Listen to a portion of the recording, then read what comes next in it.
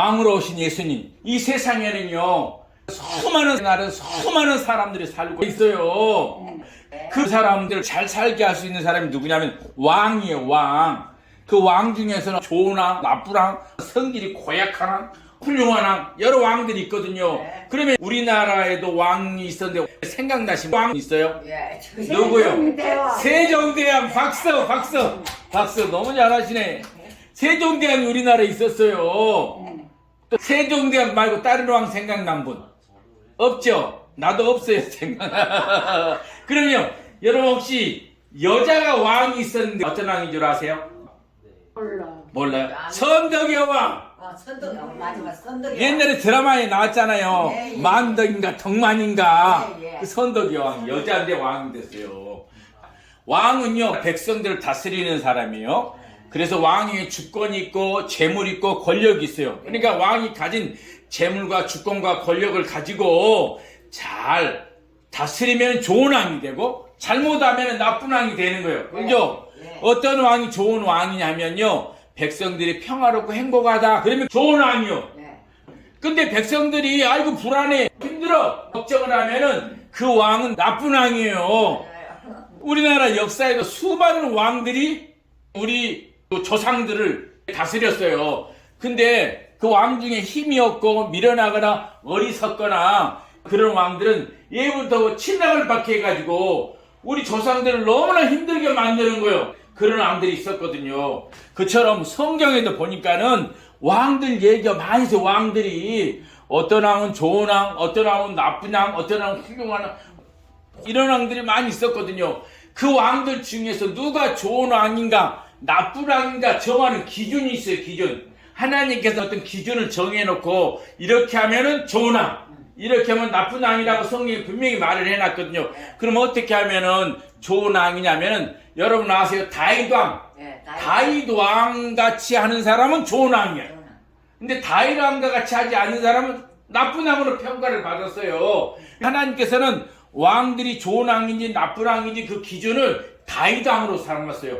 왜냐면 다윗은 하나님께서 너는 내 마음에 합한 자라 그랬거든요. 이 세상에 수많은 사람들이 있는데 불구하고 하나님께서 너는 내 마음에 쏙 든다 이렇게 말한 사람은 다윗 왕이거든요. 그러니까 하나님께서 어떤 왕이 좋은 왕인지 나쁜 왕인지 평가하기 위해서는 다윗 왕같이 하면 좋은 왕, 다윗 왕처럼 하지 않으면 나쁜 왕 이렇게 평가했거든요. 자, 그러면은 치스기야 왕이라는 왕이 있어요. 그분은 칭찬받는 왕이거든요. 뭐라고 나오냐면 역다 18장에 그의 조상 다윗의 모든 행위와 같이 이 히스기야 왕은 다윗 왕처럼 모든 행동을 같이 했다라는 거예요. 그러니까 여호와 보시기에 정직히 행하여 이 히스기야 왕은 하나님이 칭찬해 준 왕이거든요. 그럼 반대로 아하스가 왕은 하나님이 진노했어요. 그럼 이렇게 나왔어요. 역대하 10장 2절에 그의 조상 다윗과 같이 아니하여 아하스가 왕은 다윗처럼 안 했다라는 거예요. 그 하나님 여호와께서 보시기에 정직하지 아니하고 그랬어요. 그러니까 아까 히스기야 왕은 다윗 왕처럼 행했으니까 하나님이 칭찬해주고 이 아하스가 왕은 다윗 왕처럼 안 했기 때문에 하나님이 진노를 했던 거예요. 그처럼 다윗 왕은 왕들이 좋은 왕인지 나쁜 왕인지 기준을 가진 왕이었거든요. 그렇다면 우리가 볼 때 다윗 왕은 허물이 없이 잘했을까? 다윗 왕 진짜 하나님 마음에 쏙 들게 모든 걸 다 잘했을 거야 이렇게 생각이 들 수 있거든요. 근데요, 좋은 왕인지 나쁜 왕인지 기준되는 이 다윗 왕도 자기 속에 욕망이 있는 거예요. 우리 속에도 욕심 있잖아요. 저 좋은 다윗 왕도 전쟁을 일으켜가지고 땅을 저 남쪽에서 북쪽까지 많은 땅을 차지해다 이런 욕망이 있었던 거거든요. 그래가지고 인구조사를 해서 인구조사를 전쟁터에 나가서 쌓을 만한 젊은 사람이 몇 명이나 되는가 보자. 이렇게 뭐 하려고? 전쟁하려고. 전쟁에서 땅을 많이 차지하려고. 하나님이 그걸 아셨어요. 그리고 진노해가지고 하나님께 다윗 왕에 벌을 내렸는데 그 백성들이 전염병 들고 죽어요. 모든 백성들이 두려웠어요. 전염병 때문에. 다윗 왕이 자기 욕심 채우려다가 백성들이 희생을 당하거든요. 지혜의 왕이라고 했어. 솔로몬 뭐요? 일천번제를 지내가지고 하나님께서 너무 기뻐해가지고 그에게 지혜도 주셨다 이러잖아요. 그 솔로몬 왕은 어떤 일 아세요? 그 솔로몬 왕은 성전을 엄청 크게 지었어. 하나님께 제사 지낸 성전은 예전에는 저 천막에서 하나님께 제사 지냈는데 솔로몬 왕은 대리석으로 웅장하게 7년 반 동안은 성전을 지었거든요. 그리고 자기 또 사는 왕궁을 지었어. 왕궁을 13년을 지었어. 13년. 그러니까 하나님께 드린 성전 7년 반, 솔로몬 자기가 살 집 13년 합치니까 20년 반을 지은 거야. 그래가지고 하나님께 드렸으니까 하나님이 너무너무 기뻐할 수 있어요. 그런데 반대로 백성들은 어떨까? 20년 넘게 왕궁을 짓느냐라고 동원돼가지고 노동에 시달렸으니까 힘들까요? 안 힘들까요? 힘든 거예요. 2년도 아니고 20년 동안 어마어마한 대리석을 캐가지고 그것을 깨트리고 깎아갖고 다듬어가지고 이렇게 어마어마한 성전을 지었단 말이에요. 백성들이 노가난 거예요. 백성들이 핏골을 빠진 거예요. 성전 짓고 왕궁 짓느라고 백성들이 어마어마하게 고생했거든요. 그런데 그 백성들이 힘이 들면 그 왕은 이제 좋아할까 안 좋아할까요? 안 좋아하죠. 그러다 보니까 백성들의 마음이 왕을 싫어하는 거예요. 그래가지고 나라가 두 쪽에 딱 나눠져 버렸어. 남북으로. 그리고 나중에는 결국 나라도 망하고 백성들 노예로 다른 나라로 끌려가 버렸어요. 노예로 끌려간 사람들이 고통이에요. 고통. 힘들어서 이제 남의 나라에서 막 노예로 살아야 되니까. 그것은 이스라엘뿐만 아니에요. 이 세상 모든 사람들이 그래요. 왕은 잘못 만나고 너무나 힘들고 고통스럽게 살고 있는 사람들이 이 땅에 많거든요. 왕은 많아도 고통에서 구원해줄 왕이 있다 없다? 없다. 사람들은 다 자기 욕망과 자기 업적을 드러내려고 하잖아요. 다윗 왕은 욕망 때문에, 솔로몬은 성전 지어서 하는 게 자기 업적을 나타내려고 하기 때문에 백성이 죽고 백성들이 고생한 거거든요. 이 세상 왕들은 백성들을 고통에서 구해줄 왕이 없어요. 그래서 이 고통의 세상에 구해줄 왕이 없을까 그래요. 그 소리를 들은 하나님께서 늘 이렇게 선지자를 보내가지고 내가 메시아를 보내주겠다 그래요.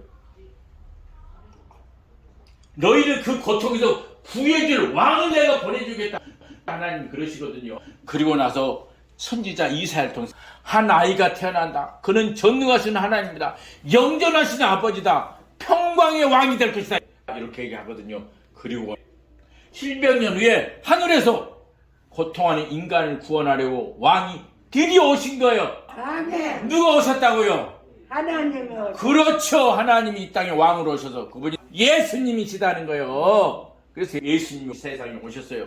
그때 처녀 마리아하고 총각 요셉하고 서로 결혼하기로 약속했지만 잠을 안 잤어요. 근데 이 처녀가 배가 불러오는 거예요. 그러자 요셉이 있다가 가만히 끌어버리려고 할 때 하나님 보낸 천사가 짱 요셉에게 나타나가지고 요셉아 두려워하지 마라. 마리아가 가진 그 아기는 성령으로 잉태된 아기니라. 아들을 낳을 것이니 이름을 예수라 하라. 그가 자기 백성을 그들의 죄에서 구원할 자야다 라고 이렇게 얘기해 줬단 말이에요. 바로 그 예수가 드디어 이 세상에 오셨어요. 그래서 고통하는 모든 백성들을 구원해 주려고 예수님이 이 세상에 왕으로 오신 것입니다. 세상의 왕들은 돈이 많고 권력이 많아도 우리를 구원해 줄 수 없어요. 다윗이 아무리 하나님의 칭찬받는 왕이랄지라도, 솔로몬이 아무리 지혜로운 왕이랄지라도 우리를 이 고통에서 구원해 줄 수 없어요. 예수님밖에 없습니다. 예수님께서 하늘에서 고통하는 백성을 구하러 이 땅에 왕으로 오셨습니다. 그런데 이 예수님은 다른 왕과 좀 달랐어요. 왜냐하면 재물이 하나도 없어. 다른 왕은 많은 재산과 금은 보화를 가지고 있었는데 예수님은 잠잘 곳도 없다 그래요. 그죠? 공중에 나는 새도 자기 집인데 나는 누워 잘 것도 없다 이렇게 하는 거예요. 아니 돈도 한 푼도 없는 분이 어떻게 고통하는 백성을 구원할까? 그리고 권력도 없어요. 군대도 없어요.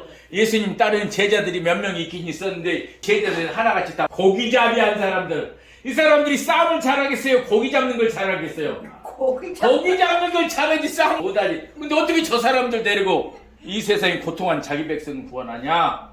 그렇다고 해서 하늘에 12군단의 천군 천사를 부르는 것도 아니에요. 그럼 어떻게 예수님이 고통하는 이 백성을 구원할까? 재물도 없지, 힘도 없지, 제자를 더 신통치 않지, 어떻게 구원할까? 예수님의 작전 아세요?